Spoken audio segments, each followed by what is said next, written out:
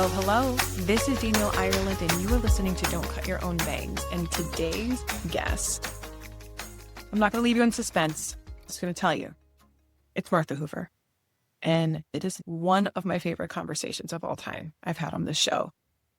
Martha, for those of you who are listening who are not as keyed into the Indianapolis community, though she is not only known in Indianapolis, she does a lot of public speaking. She is in high demand all over the country. She's known in the culinary world, but she has really made an imprint in the Indianapolis community that has created a culinary empire that other people are trying to replicate. So I'm going to tell you a little bit about who she is, and I'm going to share far more highlights in this introduction than I did in our actual conversation, because I didn't want to make her uncomfortable sitting and listening to me read her bio and resume back to her. But I think doing that for you now here is going to tee up what a gem she is and really enrich the conversation that we did end up having. The conversation in and of itself, it's totally standalone. If you didn't know anything about her history, her accomplishments, it would still be a top tier conversation with so much value. But knowing where her life has taken her, what she's accomplished, and what she's still in pursuit of is only going to enrich the conversation that you hear next. So let me tell you a little bit about Martha. She is someone who rewrote the entire dining playbook. Martha couldn't find high quality, locally sourced or seasonal food in her neighborhood. And so she decided to do what any reasonable person would do. She built a hospitality empire. She is the founder of Won't Stop Hospitality, Inc. and the culinary mind behind Cafe Pas de Choux, Napoli's Petite Bistro, Public Greens, Bar 114, and the force behind the anti-hunger nonprofit A Longer Table, formerly known as the Pas de Choux Foundation. They create in-kitchen scratch-made meals for schools in the Indianapolis area, where kids, half of their calories for the day came from schools, and they weren't getting nutritious whole foods, which subsequently impacts how they show up in school and their communities. She wanted to start from the ground up, and in terms of hierarchy of needs, really meet the community where the need was, which was food. Beyond that, she's also the 6-time James Beard semifinalist and InStyle Magazine's Badass Woman honoree and a former sex crimes prosecutor. Under her leadership, Indianapolis went from a fast food test market to a farm-to-table pioneer, with millions of meals provided and served to kids through her nonprofit efforts. In addition to that, Food and Wine magazine, Eater, Vogue, and Esquire magazine have all celebrated her as one of the most innovative leaders in food. And she's here to share her story with us on Don't Cut Your Own Bangs. So grab a coffee, or maybe a croissant, and get ready to sit back, relax, learn alongside Martha Hoover. I feel so comfortable talking with you. I think we could always talk for days. Yes. Yeah. Martha, welcome to Don't Cut Your Own Bangs. I just want to start off by sharing a personal side note before we kick off. I started this podcast over 5 years ago. And when I started it, I made a list of 10 people that I would love to interview. And I think you probably can guess where this is going, but one of those names, so Neil deGrasse Tyson's on my list. I want to talk to someone about outer space. I want to talk to Oprah. And one of the other people I really wanted to talk to was you.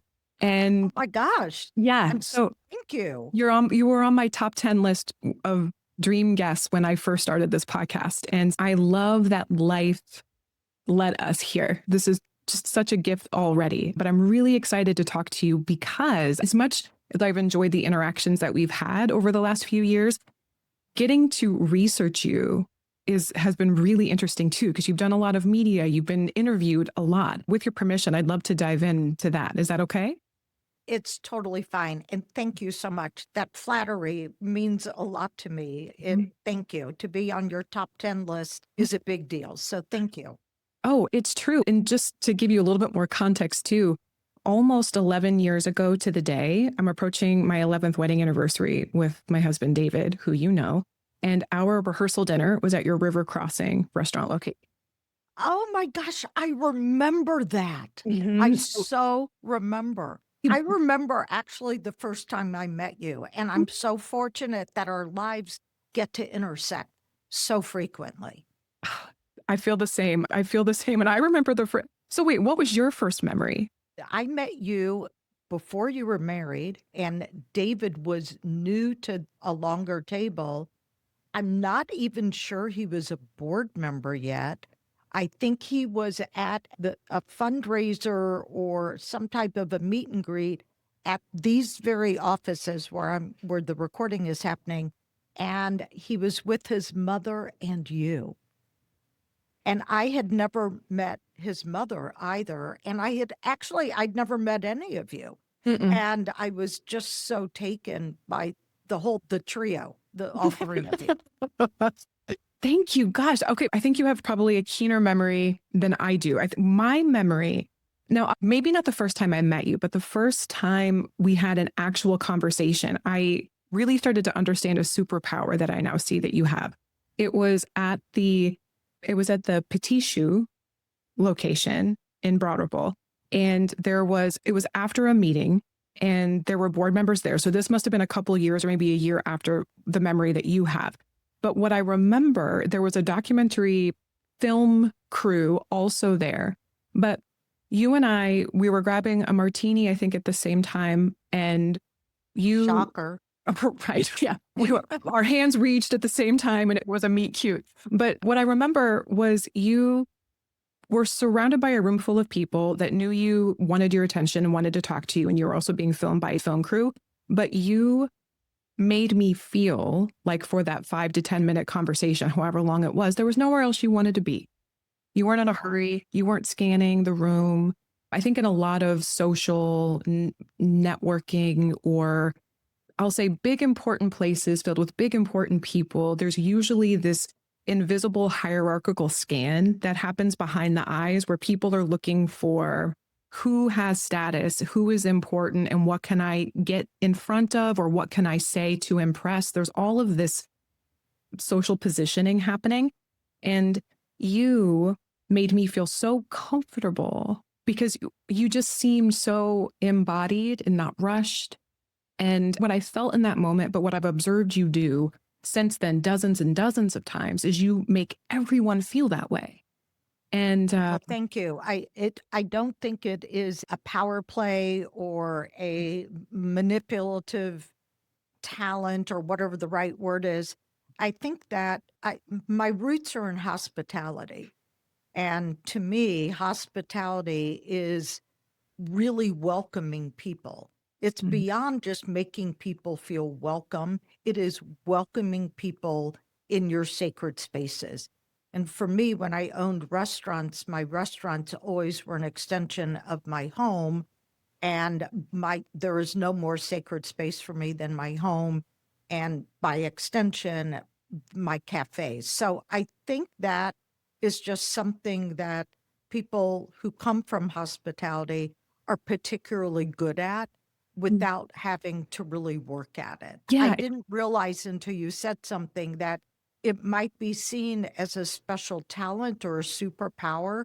There was nothing fake about it. I think it is just the hospitality aspect of how I look at people and spaces. When I say it, describe it as a superpower, I don't mean affected or practiced. What I mean is it seems embodied. It seems embodied because I think over time I've just observed how consistent it is. And there doesn't appear to be efforting behind it. But that is what I think makes it so super. Well, thank you. Yeah, I'm going to quote you, if that's okay. I'm going to quote back something that you said in an interview. Oh my God, am I going to be mortified as to what I said? Okay, go ahead. Quote. No. And if you are mortified, I will edit this out. I want to celebrate you. I don't want to catch you in anything. Okay. I want to read this back to you because I was really interested in this. When I opened my first restaurant, a woman couldn't get a loan or credit card without her husband co-signing. I experienced sexism, gender discrimination in the industry from vendors, landlords, potential business partners, and media. After more than 3 decades of being in business, we've experienced recessions, political turmoil, a global pandemic, and just about anything else you could imagine that might impact or cause swings in consumer behavior. I want to start here because I think it's so easy to look at your highlights and recite your highlights and just want to zero in on your wins without taking into context the timeline of what was happening in the world as you were growing and evolving as a business owner. So Can you color in and shade in more of that context of what? Yeah, I think you're hitting a point that's so vital. Nothing happens in a vacuum. Mm. So when I created the cafe, there wasn't you're absolutely right. There was so much going on, not just in my life, but in the world. And all those intersections really mattered. I opened up my first restaurant not knowing I was pregnant with my third child. I opened up a restaurant having never worked in a restaurant. I opened up my first restaurant having never worked in a for-profit business. I had all these things that truthfully were gamed against me. And at the same time, I had a husband who also was in his career building years. And it was 1989, the political climate. I had to have my husband co-sign a note before I could even open a restaurant. I'll never forget the bank officer looked at my husband across from his desk and said to him, ignoring me totally, said to him, "Are you sure you want to do this?" As if he was being coerced.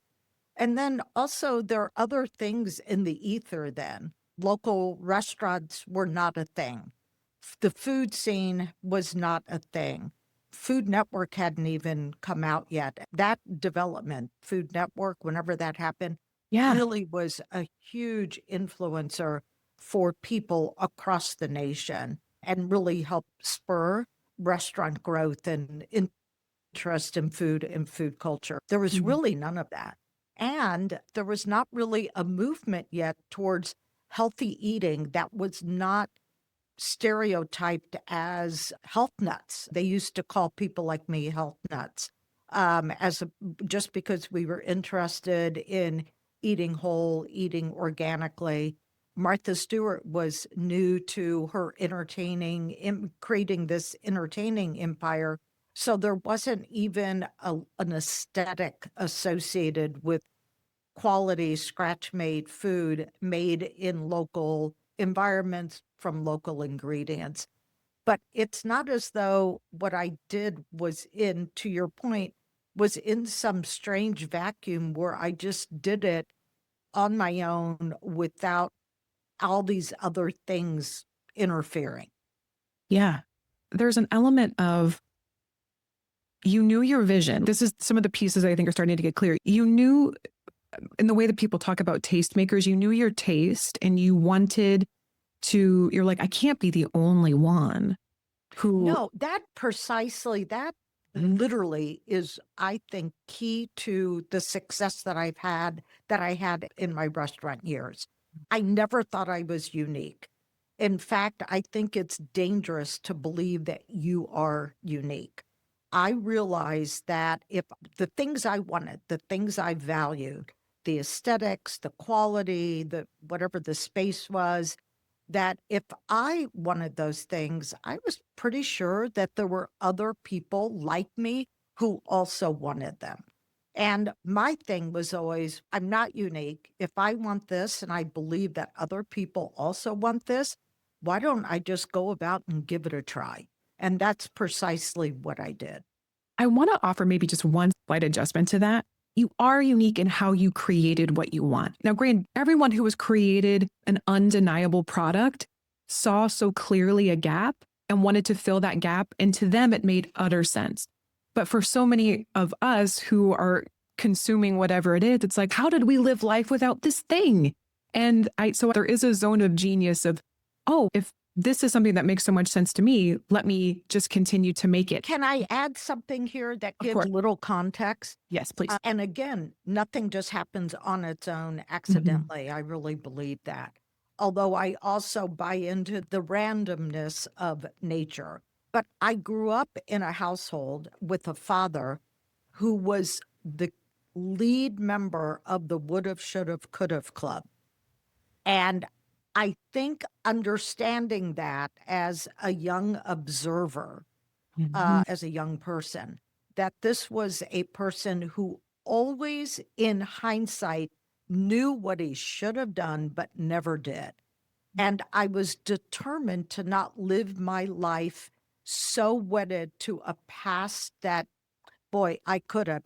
His very famous line that really attached to my brain at an early age was every time we would open up a bottle of Coca-Cola, something I haven't had a soda in over 20 years, but back in the day, I'm You're in soda my sober? 70s, we grew up drinking Coke and Pepsi and Dr. Pepper. Every time he opened up a bottle, not even a can of Coke, he would say, I could have bought Coca-Cola stock when it was 10 cents a share. It just taught me that you do not wait for a perfect opportunity. You do not want to live with that mindset of what you could have as opposed to what you did do. He was not a doer. I'm a doer as a result. Regret is one of the heaviest emotions to carry and live with. Regret and shame. Those are the double whammy that drive a lot of unhealthy behavior. And so acting in spite of or in resistance to that, that's a good fuel. That is a really good fuel. So speaking of change, accepting change as the only constant has allowed us to evolve and be successful. There's been a lot of change, like looking over, if we just looked at highlight, career shift, career move, adding a restaurant, adding a location, change is a very clear and evident element to the path your life has taken professionally, and I'm imagining personally too. I don't know if you know, but I used to teach ballroom dance. And I was a theater actor and a commercial actor since I was 13. I, in my own way, have from afar, what felt very intuitive in my own experience maybe looked like these big leaps in other ways. But one thing I have really experienced, whether it was teaching people how to dance or the work I do in therapy, is that people are often incredibly resistant to change. Most are incredibly resistant to change, even when that change is in pursuit of something they really, really want, because change is uncomfortable. But you talk about change as it is the only constant. It is the only thing you can rest your head on or guarantee that something will change. And so I want to know what your relationship has been with change as you've been facing that fork in the road of, do I add another location or do I not? Do I make this shift or I not? So not so much the choices you made, but when you were in the position of making the decision, how did you lean into evolution or changing when change is hard? Changes, but I think it's more difficult when you resist change, to not want to evolve, whether it's personally or to have your business evolve, your relationships evolve. I think is very unnatural and very unhealthy. And the sooner I understood that, the earlier I understood that fighting change would create a real negative drag on what was something that could really help. So I never looked at change in a negative fashion. In fact, I always think, and to this day, I still think that people in particular who are closed off to changing are really, they're stuck. And they're stuck with the status quo of who they are and what they are. And it's a sad person to me who so identifies with what they were that they are unwilling to become something else. As a result, when you create your own business, you have the opportunity, the utmost opportunity to put your fingerprints on something, unless you want it to be like everybody else's version. I never had that desire to have, in this case, a restaurant that was like everyone else's version of a restaurant. I've always thought, why do that? If you can't bring something to the table, pardon the pun, but if you can't bring something to the table that offers some distinction, why do it? I naturally enjoy understanding my own evolution and realizing, and I do realize that most people really abhor change. They see it as disruptive. I see it as something that is remarkably positive.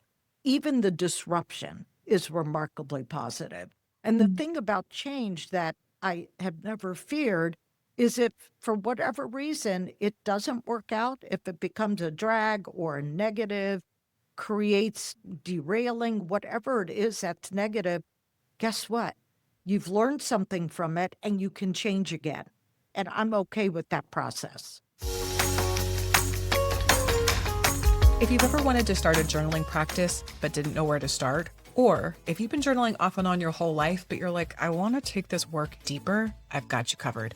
I've written a journal called Treasured, a journal for unearthing you. It's broken down into 7 key areas of your life, filled with stories, sentence stems, prompts, questions, and exercises, all rooted in the work that I do with actual clients in my therapy sessions.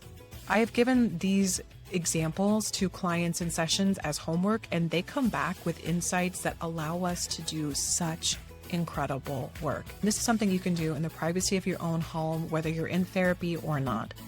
It has context, it has guides, and hopefully some safety bumpers to help digging a little deeper feel possible, accessible, and safe. You don't have to do this alone, and there's also a guided, treasured meditation series that accompanies each section in the journal to help ease you into the processing state.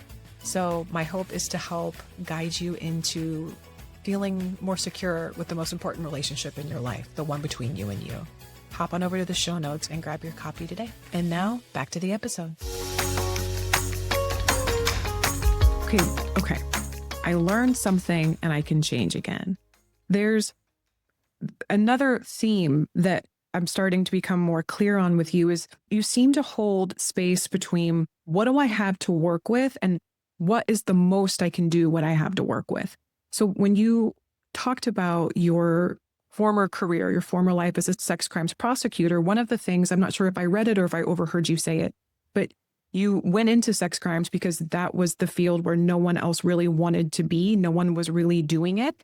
And there certainly the men in that industry at the time weren't really leaning into that. And you're like, okay, this is available work for me to do. I'm going to do it. And the parallel that I made hearing you talk last evening about opening your first restaurant and being a mother of 3, or rather you were a mother of 2, not knowing you were about to be a mother of 3 when you opened your first restaurant. You said, I picked a cafe, a breakfast and lunch restaurant because I wanted to be there for the drop-off pickup line. Another time where you're like, what are the ingredients I have to work with and how can I make those best work for me? And then you take what you're given and you run with it. Did that come up in other places in life? Is that something else that you learned growing up? I'm really curious about that because it doesn't seem like you're crying about what you're missing. I don't hear you talk about, oh, if only I could have had a steakhouse. You're like, no, these are the hours I wanted to work and this is how I wanted to operate. And then I'm just going to take that and run with it. Oh, you don't want to do sex crimes? Fine. I'll take it and run with it. Yeah, it's funny that you mentioned that. I did not open up a nighttime restaurant until, and I did this very intentionally, I did not open a nighttime restaurant until my youngest of 3 was heading off to college. One thing that worked towards my advantage, but I didn't realize it at the time. I only realized it as I was zooming back. I love zooming back. And I love zooming forward. I think it's the only way to really understand a timeline of opportunity.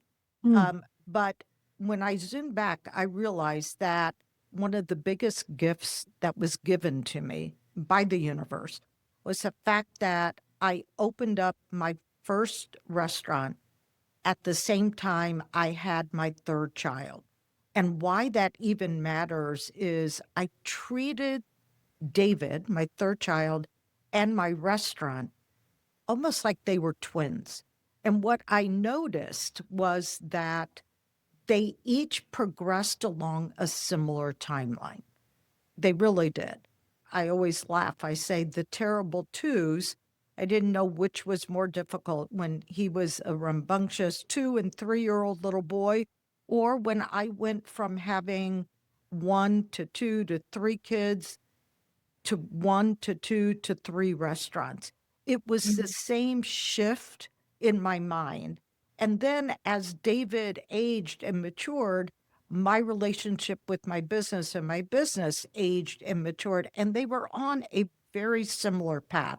There were the terrible 2s, those teen years that were kind of ugly, early adult years. And then right now, where I am with exiting. I mean, at some point, every flies the coop and you do let go of things and you move on to a new identity.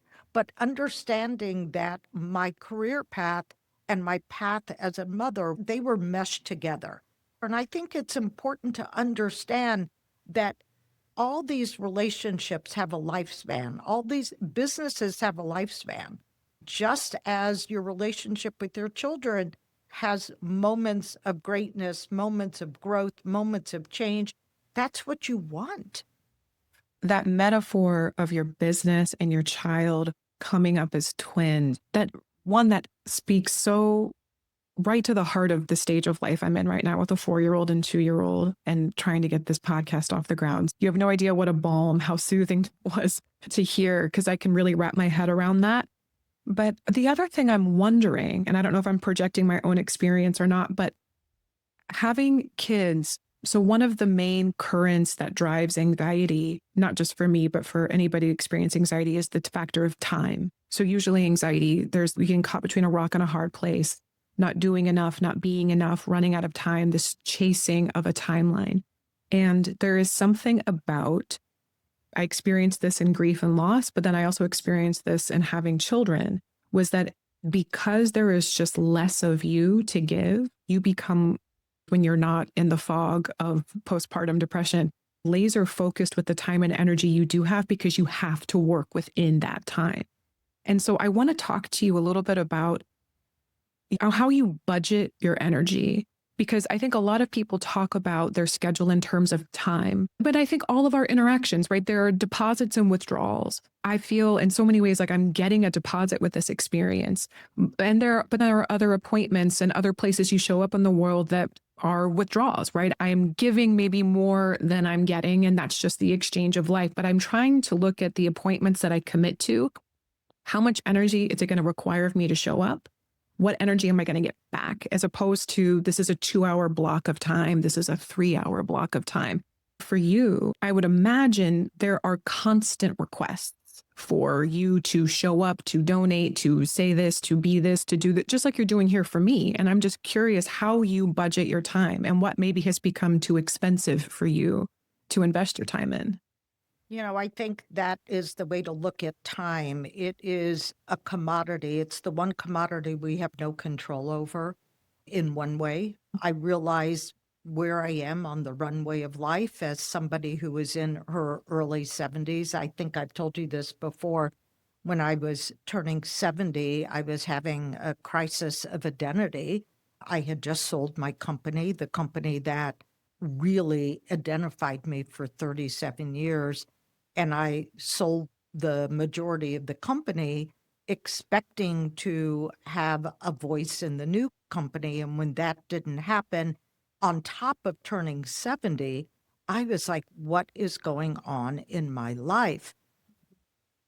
I think it's critical to understand that one of the things that I benefited from back then, back in the early days, and today, was understanding the power of saying no and understanding what I was going to say yes to. And I had the benefit of having a partner, my husband, who was extraordinarily supportive in every way, but also understand, again, life doesn't happen in a vacuum. In the early days, he was also in the early days of his career building. We also were learning how to be parents together. We had no experience with that at all. No experience as two working parents. We literally just talked a lot about what our needs were, and they were never really considered selfish needs. They were considered to be needs for the entire family. I learned to say no to anything that was not a good use of my time. Now, that does not mean that I said no to something because I couldn't monetize it. That's not how I define something that was a good use of my time. Good use of my time had to be something that was strong enough and valuable enough that it justified me being away from my home, away from my family, or away from my business. That's literally how I did it. And I'm also one of these people, quite honestly, I love work. I love doing things. I love not just being busy. I love being busy with a purpose. Mhm. It's just really important for me. I managed it by knowing when to say yes and when to say no. And one thing I've always believed in therapy. And it's probably why you and I get along so well, because you, as a therapist, you bring a therapist perspective and eye to these conversations, which I really appreciate. Mhm. So I had a therapist when I was a young mother with young children. And I remember saying to her, I need a really neat home. I don't need a pristine home. I don't mind my house being lived in, but I need a sense of order in my home. And everyone around me is telling me that I need to let that go, that I need to just say to my kids, go at it. In 10 or 15 years, I'll come back to this and I'll be able to get order then. And she looked at me and she said, you don't need to subjugate what's important for you for them. And Mhm. this was, by the way, 30 years ago. Yeah. I mean, What a good therapist. right? Yeah. 30 some years ago, for a therapist to say, advocate for yourself and what you need. This is what you need. So set that boundary for your family. And I did. And I think that helped me a great deal. That message is so needed right now that I have too many thoughts running through my head at once. But the first, to think about the way that you talked about the needs of your family system, because I do think that family systems are their own organism Oh, and you are the individual within a system. And it's not about balance. I do think that balance is, it's become an extension of perfectionism, which is always rooted in not being enough because it's never going to all be in balance. I love talking to women in particular that I work with about their needs because it usually gets construed as either being needy or too, the TOO. You have too many needs. But I like to compare that to a plant. I can't buy an orchid, put it in a shady corner, forget to water, and be pissed that it's not a fucking cactus. That's true. that is the plant that I bought. To own your needs as this is what the organism of me, this is the amount of sunlight I need, the amount of affection I need, the amount of freedom I need. And being able to communicate those clearly and safely allows your partner to either say, yes, I can, or no, I can't. I think we're saying the same thing. Mhm. I knew what my non negotiables were. Yeah. And I really believe that everyone, I don't care if it's for your business or for your personal relationships, everyone needs to understand what their non negotiables are. And not only do I understand my non negotiables, I was willing to write them down. I was Yeah. willing to codify them. And once you codify something in writing, you can communicate it. And once something is communicated, there's no availability for someone aligned with what you're saying to not to be able to say that they didn't understand that. I am telling you, as Mhm. a partner, a friend, a vendor, a customer, an employee, a child, I'm telling you what I need. But here's the thing with non negotiables. Here's the thing with telling people what is important. I also am able to really say to people, this is what I expect in a relationship, but this is what you can expect from me. Because Exactly. expectations go both ways. They can't want to meet your needs more than you are willing. So, what your non negotiables are another way of talking about boundaries. This, I will not allow myself to betray myself. Now, if you do it, then I have a decision to make. But And probably what happens also when you betray whatever your internal non negotiables are, you get angry, you get bitter, you get embarrassed, you're filled with shame, whatever all these negative emotions are, you beat yourself up when it would have been so much easier, so much healthier to say from the get go, you know what, this doesn't feel right and I can't do this. Or this isn't on the list of priorities right now, it's okay to learn to master the word no. And it's okay to understand that when you do say yes, do it with full commitment because you're the one who said yes. Yeah. And I also want to acknowledge too, something that you've said multiple times, but that it didn't happen in a vacuum. I think a lot of times people think they're going to leave somewhere, go work on themselves, and then show up perfectly to either enter a relationship or a new job. You cultivate all the things we're talking about in relationship with a business, in relationship with a partner, because a lot of times you don't even realize where the boundary lines are until they get crossed. Which leads me to something I would love to, if you're all right with it, talk a little bit about your daughter, Sarah, wrote a book called The Mother Load that is about to be released in paperback pretty soon, which is... I'm very proud of her for that. Congratulations. I've never met you, Sarah, but congratulations. That's incredible. And I could talk about the book itself because I'm really enjoying listening to it. I also recommend it to anybody listening. And if you haven't picked it up already, get the audiobook because Sarah reads it and she's an incredible narrator of her own story. But you helped her come up with the title. I did. Yeah. Can you just tell me a little bit more about that? I mean, the title, that's a big decision to make. Can you tell me a little bit more about that? How you helped her with that? People are very confused by the book. I think it's brilliant. So thank you for agreeing. I read it and I listened to it. And there are certain books in my mind that are a better listen than a read. And I think hers, I thought it was because it was my daughter and her voice and the way she tells her story was so powerful listening to her. Yep. And I have a lot of conflicting feelings about what she's talking about in her book. As a mother, she talks about me very openly in the book. I see it as a love story, a love letter to me, to her husband, to her child. I think it is incredible. I think it was the ultimate act of vulnerability doing what she did. So what, truthfully, the title Mother Load, for one semester in college, I was a geology major. And I'll tell you what, it made me, when my kids were little and we would do like hikes, it made me the mother of all mothers because I could tell them every stone that they picked up, what it was, or describe formations and why they happened and all that.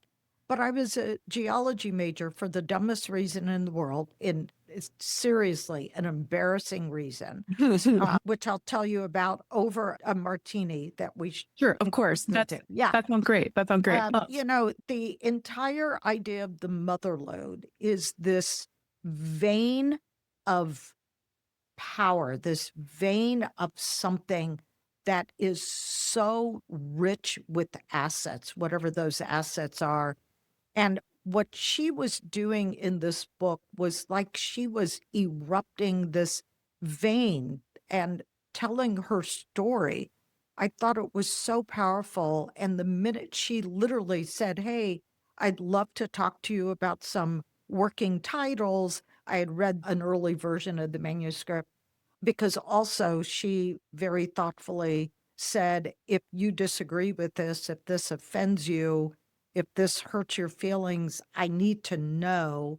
I was going to ask you about that specifically because I remember you sharing that with me, that she opened that up for you and her husband. Hey, you're in this. I wrote this for me and my healing, and gave you both permission to say, hey, if this is going to be disruptive or harmful or hurtful, I won't. And I thought that spoke a lot to her character. But the other thing that it also spoke a lot to the level of trust and safety that you have in your relationship with her. But you seem to have, and not only in just this one example with Sarah's book, and she's telling her story from her point of view. And one of the things I think she did, just to plug that book for a moment, the more free we become, we can acknowledge the complexity, the hypocrisy, the confusion, how dual things can be happening in any given moment. And one isn't more true than another, that she loved her son and was also deeply lost in postpartum depression, that she wanted help but didn't know how to ask for it, that she was drowning but didn't know how to say. All of those things were happening at the same time. And that is more true than any one thing separate in a vacuum. But you seem to have this really incredible relationship between, whether it's in business, which is part of what we've been talking about, but you are unprecious about how people perceive you. And yet you also seem to move through the world with care. Like, your restaurants are an extension of your home. It's not that you, like a narcissist, you don't care, although narcissists are the most codependent people in the world because they need to control how everybody sees them. So that may not be a great example. You seem to have this relationship that you're unprecious about how people are perceived, and yet you also deeply care about people. So you're like her version of that part of her life with you. You're like, share it. It's your story. I have said this to each of my children, and I will say this to anyone who will listen, especially when people bring up the fact that my daughter wrote so openly and sometimes harshly, but mostly, I think, with deep love of our relationship. I want to make this perfectly clear. I truly believe that memory is not a data bank. And I think the goal of my life is not to correct people's memory of me. It is to show up as, this sounds trite, but as authentically as I possibly can. You had mentioned this a little bit earlier. This cult of perfectionism, I Yes. think, is really dangerous. And before Instagram was a thing, I subscribed to, I don't know, 20, I'm probably exaggerating, 10 interior design magazines. And every month, because that's what we did back then, every month I would get Architectural Digest, Elle Decor, whatever. I would get all these interior design and all these food magazines, Gourmet, Food and Wine, Bon Appetit, and I would devour them like they were Shakespeare. And I realized at some point that they were not serving my purpose. Everything looked perfect. Even if I didn't like the interior design, the aesthetic, it still, I acknowledged that it looked so remarkably perfect. And I thought that it set an ideal up for me and the way I wanted to live that I could not meet. I understand. I am a very flawed person. And it's in the flaws that I think comes the beauty Yes. and the room for evolution, the room for inspection and introspection. And I'm okay with that. You know what? I love the fact that I have always seen myself as a work in progress. I've never seen myself as a done project. And I think that it's really critically important to get away from this we lionize as a culture perfection. We lionize a certain type of beauty. We lionize this life that looks enviable. And I'm like, really? That sets up such impossible standards, not just for other people, but for me. My life is messy. I try as much as possible to keep those messes at bay. One of my daughters, not Sarah, Rachel, once said to me, and my children teach me so much, and you're going to find this too. You're learning, but the more open you are as a parent to understanding that you will learn more from your children if you allow it, Yeah. then you will teach them. That Oh, is a vital lesson. And that took me far. The minute I understood that I didn't know how to be a parent, my children taught me how to be a parent. I didn't know how to be a restaurateur. My customers and my community and my staff taught me how to be a restaurateur. I might have had a seed of an idea, but I needed other people to implement things. And if my goal was perfection, I mean, let's face it, perfection never exists. It just doesn't. And to chase something that is not obtainable seems like a real waste of time to me. I really believed that my children, look, adore, love, worship, cannot imagine life without the richness that they have provided me. And that richness, by the way, includes all the happiness and all the misery. It's a lot dealing with other people. It's fragile. Other people, if God, my life would be so much less stressful if it weren't for other people. Truly, I get exhausted sometimes hearing about how perfect everyone else's lives are, their families, their homes. I'm happy for them. I think this is where it started for me. Martha Stewart and I kind of started our companies at the same time. Now, obviously, she's much more successful, like multiples that I couldn't even count, a household name, everything from inspiration for people to a meme. I mean, this woman is incredible and she's still on fire, and I have nothing but respect for her. She pushed perfection.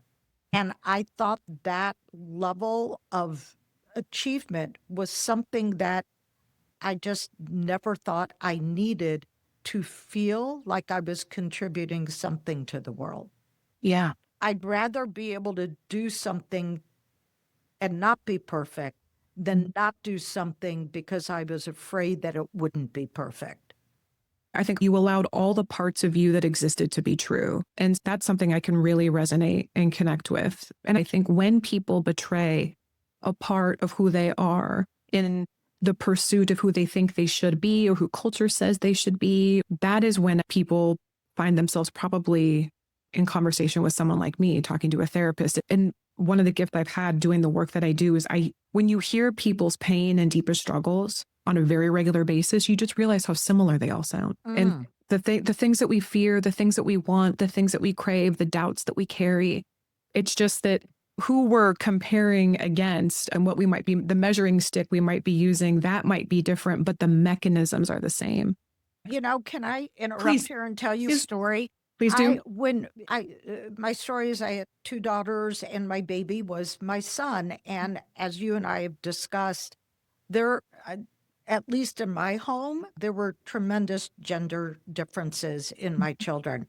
And I remember always saying my son would come home after basketball practice and he often would say, oh, this is before he drove. He would say, I left my book pack at school. And we would have to drive back to school so he could go in at 10 o'clock at night and grab his book bag. And at some moment, I said to him, I got angry. And I said, David, I said, oh my God, I never even had to tell your sisters to do their homework. And yet I am having to ask you where your book bag is. And I'll never forget, he was 15. He wasn't driving yet. And he said, you do know comparison is the thief of joy. Now, this happened, he's 20 years ago. He's 35. And I remember having, and I'm sure you have had these moments too, and you will have them. You'll have them with people who are dear to you, but your children will give you these moments where you stop in your track. Yeah. And you literally go, oh, that is a light bulb moment of recognition. This is something I need to absorb and embed and understand. And when he said that, it obviously was not his original thought, but when he said it, I had never heard it put to me like that. And I just started looking at him and my daughters in a complete different light. Yeah. Even I'm an only child. And so the sibling dynamic was new to me when I went from having my daughter to then my daughter and my son. And every stage of development, I feel like I'm playing this eternal game of peekaboo with myself, where there's this part of my brain that goes dumb and then remembers like, oh, they're totally different. Oh, their interests are different. Their milestones are different. But I forget and remember constantly. And every time I relearn it, it's like I want to start espousing it to people to like, did you guys know that your kids are different people? And everyone's like, well, no shit. Yeah. But I forget. Not only are they different people, you're a different parent. Yes. You're in a complete different mindset, a different stage, even though it's just 2.5, 3 years difference. You are completely different. Your relationship with David is different. Yeah. So I think that, again, things just don't happen in this weird vacuum, do they? No, no, God, no, they don't. Gosh. Yeah. So I do want to lean into, you shared a video with me that your son-in-law, Tom, created Yes. with Hurley. It was entitled Learning How to Surf. And I'll admit, when I started watching it, I was like, why am I watching this? Like, well, Martha recommended it, so I'll start watching it. But once I started getting into it, I realized this is a blueprint on how to learn really anything. It's not just about learning to surf. And I'll link the video in the show notes. So if anybody, after we reference this, if you're curious about it, you can watch it. It's a little less than 30 minutes long. But I want to go through, there's 10 bullets on learning how to surf. And I'm curious for you, and for as we're nearing the end of our conversation, about the last three. But it's 8, this fail with joy. 9, get hurt, a sacrifice for competence. And 10, persistence. So fail with joy, get hurt, and persistence. You have sort of teased it in this conversation, but we haven't really talked about the fact that you built a restaurant movement in Indianapolis, and then you sold it to private equity. And you are in a new chapter of life. You're not done, but you're in a new chapter. And so failing with joy, getting hurt, a sacrifice for competence, and persistent. Where do you see these popping up in the experiences you're having now as you've closed a chapter and are beginning a new one? This idea that, and I think it hits women more than it hits men. Mm. And I think people, as you age, ageism exists, and it impacts women more than it impacts men. But generally, society, when it comes to business, society values founders who create something, scale something, and sell something. Our holy grail is built around the creating, the scaling, and the selling, as if that is the mic drop moment for everybody. And you are allowed in this world kind of one identity, one chapter. And the prevalent reaction that I got from selling my business from everybody was this assumption that it was remarkably celebratory and that I now could go away. And here's the bottom line. I don't want to go away. As I mentioned earlier, I enjoy purpose and I enjoy work.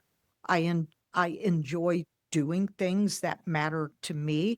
And hopefully those things matter to a greater community as well. I don't think that is an answer to your question, but understanding that everything happens. I'm not going to say something so trite as to everything happens for a reason, because I do believe sometimes things just happen because there's a randomness to life. But you can make meaning out of the things that happen. You can make meaning out of things, including all your failures and your betrayals. In everything, in every venture and every adventure, there is the potential for failure and the potential for betrayal and the potential for grief, remorse, and regret. There's also the potential for remarkable success, however you define success. Most people define it by these exteriors, the money, the car you drive, the jewelry you wear, all that kind of stuff. At an early age, somebody told me when I was in my early 20s that I needed to make my pact with money. And the earlier I made my pact with money, the happier I would be. And in that moment, I read that, I interpreted that as I did not need to be so wedded to what culture was telling me was important, that having the most amount of something would make me the happiest person in the world, and that having the most would be the most important thing for me. I just was able to detach myself from that. Now, that being said, money is important. Success is valued by money. I built something that was profitable. I built something that had a value attached to it. And I then sold the majority of it.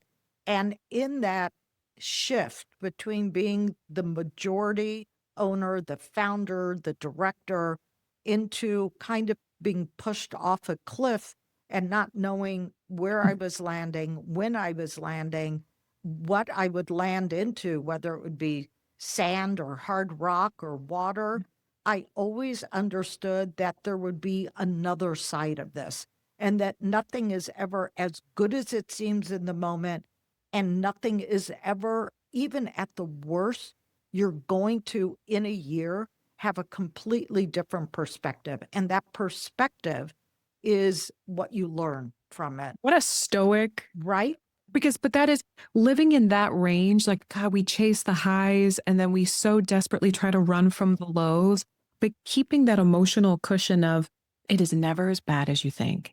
And when you're riding the high, enjoy it while you're here, but don't live and die by this high. That's a really safe zone emotionally, I think, actually, to live in, because failing with joy is so, granted, I don't think the intention in the video was to make it sound easy, but in the context of our conversation, it sounds easy to say. But well, I think failing with joy means embrace what you learn from failing. Yeah. And so many people are afraid to try something, including surfing, because they are just sure they can't do it. And I think the point of the video and what I took from it is it's okay if you aren't a master at everything. It's okay just to try something and figure out what it brings to you, the richness that it brings your life. It doesn't have to mean that you become the #1 surfer in the world, but you've tried something and you're going to be better off for trying than you were for saying no. Well, you got off the wave of your businesses and you're now trying to catch a new one. I'm curious, if you were writing your own memoir, what would the name of this chapter be? Second Rodeo. Second Rodeo. Yeehaw. Boom. Yeah, I actually created a new company. I know you didn't mean this to be a plug and you don't even know about this, but you teased it out last night a little bit, I think. I did I? I think you did. You said Second Rodeo, but I was like, oh, what is this? So please tell us. Yeah, this idea that I only had one shot at doing something that had an impact on my life or other people's lives is ridiculously confining. I don't like to be confined by cultural norms that I think don't make sense. And one of the cultural norms that right now I'm really trying to fight against is this idea that you hit a certain age and you therefore lose any influence over your world, that you become irrelevant. And I think when someone retires, they kind of take on this air of irrelevancy. And I don't like that.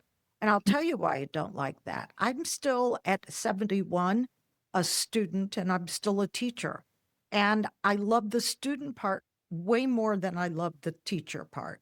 I think at all ages, at all phases, I have the opportunity to learn more deeply and to learn more broadly. And I also think at every stage, you have the ability to share wisdom.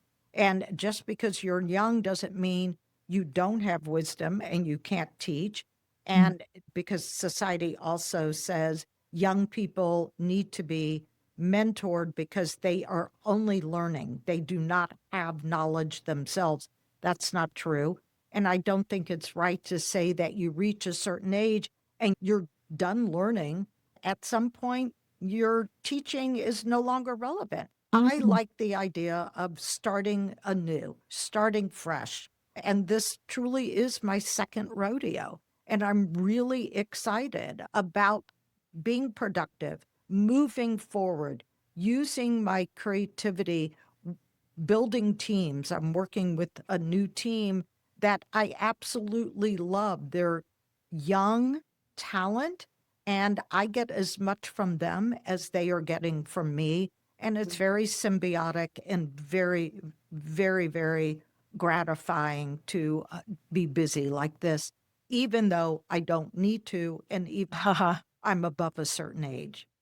You know, when we were talking about balance, how I was mentioning how it's an extension of perfectionism, there is, I think, a misunderstanding about when we try to name in the mental health space, we really like labeling things like, oh, depression, anxiety, label. And what I have found is often the case is identifying what is wrong doesn't inherently provide the solution. Knowing what you don't want doesn't always clarify what you want. Sometimes knowing not this is a place to start, but the energy that creates the solution is not the same one that identifies the problem. And when you were talking about, I still want to make, I still want to collaborate. A lot of times when clients work with me on, I'll say just big, hard, heavy feelings, they think what they want to feel is calm, but the opposite of anxiety is not calm. It's actually creativity. So when the creative centers of your brain light up, they cannot be lit at the same time that your anxious brain is running. So when people are trying to wrestle their feelings to the ground with meditation, and I'm very pro meditation, I am pro yoga, I wrote a journal, I drink the Kool-Aid too, I do all the things. Sure. And the quickest way to bring all that head trash down is to start making something. And you can make a mess, you can redecorate. You don't have to make something profound or even be a paid artist. But like for you, your creativity sounds like it's in business. I want to keep making. Oh, I have always, and I think you're like this too. I have never minded taking the first step to doing something differently or to the first step, whether it's physical, emotional, or mental, intellectual, whatever. I think that you always have to be willing to make a step to doing something a little differently, to keep pushing, to keep learning, to keep growing. I could keep going, but for respect of your time, I want to cue up the final question of our conversation for today, which is the don't cut your own bang moment. I would love to hear Martha Hoover's don't cut your own bang moment. Well, you do know there was a true moment where I did cut my own bangs and I cut my hair. Truthfully, yeah. After a breakup, I was like devastated. And I said, you know, what would help me right now in this moment is cutting my hair. Yep. By the way, I had the improper scissors and zero training. And what it taught me, truthfully, was this too shall pass. Hair does grow back. And it taught me not just to never do it again, but it taught me a great deal of humor about every time I looked in the mirror, instead of like crying over a haircut, I laughed about what I was trying to do and what a failure it was. But that's not my moment. I think there is not a decade in my life where I've not done something in the vein of what you're talking about cutting my own bangs. But I am somebody who does not mind taking the first step. And usually my first step is to dive into the deep end of the pool. I get fully committed on something. Yep. And I think that being fully committed has really helped me. It also, I'm okay taking the first step towards recognizing that whatever I did didn't work and that I needed a strong pivot, a complete reversal. I'm okay with all of that stuff. When you went all in with the same level of confidence of, oh, I'm just going to give myself bangs and that'll fix it. That is so true. It is unbelievable.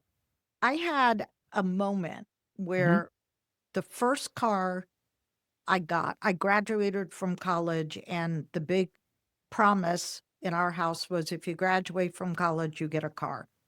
And that was quite an incentive back then. But what my father didn't tell us was that it would be the cheapest car that he could find, and that you were just stuck with it. And in this case, in my case, he bought me a Volkswagen Rabbit. I don't even know if they make them anymore. That was a stick. It was not an automatic. Now, I had never, ever driven a stick in my life. And when I went to pick up the car, the salesperson, it was a salesman, showed me the car and handed me the keys. And I'm like, I have no idea how to drive this. And he literally showed me. He goes, well, you go this way, this way, this way, and this way. And he showed me with his hands, not even in the car. And he basically said, you'll figure it out. And I started the car, and by the time I got home, I had figured out I was fully committed to driving a stick shift. And that is just one of those moments where I'm like, I have no choice. This is the car I have. This is what I'm doing. I will figure this out. And sometimes, I mean, you mentioned how you jump in the deep end. Sometimes you have to get thrown in the pool and just not drown to learn how to swim. I'm not saying that's the way that I'm going to teach my 2-year-old how to swim, but sometimes I think in life, just jumping in and figuring out, how am I going to get home? Okay, let's do this. I'm a total jump into the deep end of the pool, commit to something fully. And part of it, truthfully, is if you don't commit, if you always have a plan B and a plan C, at the first challenge, everything worth doing will have challenges. And at the first red flag, the first challenge, the first hiccup, the first snag, you will automatically default to plan B. And plan A is meaningful enough. There should not be a plan B and a plan C. Wow, I got full body chills with that one. Oh, really? Yeah, that's a really, really powerful takeaway. That's a really strong truth and a great lesson. And I don't think we can top that. I'm going to wind us down to a close and just say thank you. Thank you so much. I know it took us a little bit longer with the tech in the beginning to get us off the ground and rolling. This was all so great, but thank you. Thank you so much. Can I thank you for what you're doing? Oh. I think your podcast is really impactful. I think you really are changing lives with these conversations.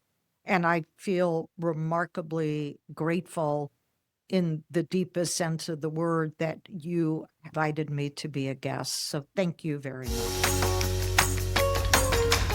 Thank you so much for listening to this week's episode of Don't Cut Your Own Bangs. I hope that you enjoyed listening, because I thoroughly enjoyed this conversation. This is a conversation that if I had had in private, I would have been on a cloud. But the fact that not only is it documented, which is great, because I can go back and revisit anytime, but the best things in life are shared. Martha talks about hospitality and food.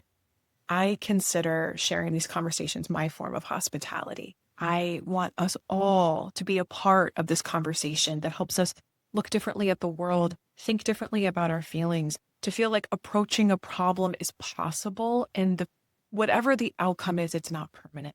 We are flexible, we grow, we adapt, we change. And Martha models that in one of the best ways I could think of, through her story and her generosity of her time, energy, and spirit. I hope that you enjoyed this episode, because I thoroughly enjoyed making it. Your time, your care, your attention, they are precious resources. We talked about that in this episode. They are finite resources. And the fact that you share that here with me is a gift that I treasure. Before hopping off, several resources were talked about in this episode: the surfing video, her daughter Sarah's book, her new website, connecting with her for speaking. If you want to have a conversation with her too, visit the links, visit the show notes, and please remember to rate, review, and subscribe to this podcast. It helps it grow, it helps me get better, and it helps other people find it that could benefit from it. Thank you for being part of this conversation, and I hope you continue to have a wonderful day.